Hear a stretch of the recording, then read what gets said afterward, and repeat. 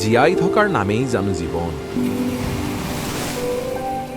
ঘৰ, টকা পইচা, ল'ৰা ছোৱালীৰ পঢ়া শুনা, সংস্থাপনৰ চিন্তা, নিজৰ বাবে জীয়ালো কেতিয়া?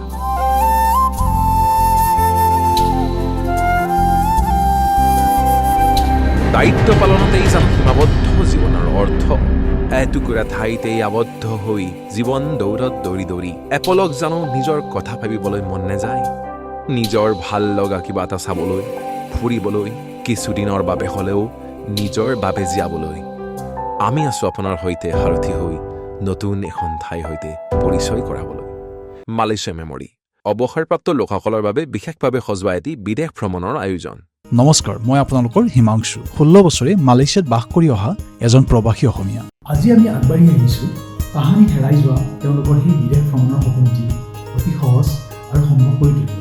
সেই উদ্দেশ্যেৰে আজি লৈ আহিছোঁ আমাৰ অসমীয়া লোকসকলৰ সা সুবিধাৰ প্ৰতি লক্ষ্য ৰাখি এটি সুপৰিকল্পিত, সুৰক্ষিত, অতি কম খৰচত মালয়েছিয়া ভ্ৰমণৰ সুযোগ।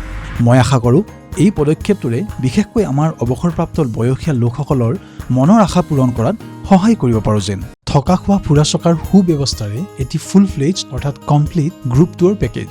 আনকি বাহিৰত খোৱা লোৱাৰ ক্ষেত্ৰত অসুবিধা থকা ব্যক্তিসকলৰ বাবে এই বিদেশ ভূমিত ঘৰুৱা পিয়ৰ অসমীয়া এসাঁজৰ ব্যৱস্থাও কৰিছোঁ। সবিশেষ জানিবৰ বাবে মোৰ এই চেনেলটিতে আগবঢ়োৱা আগৰ ভিডিঅ'টি চাব পাৰে, নতুবা আমাক হোৱাটছআপ কৰিব পাৰে।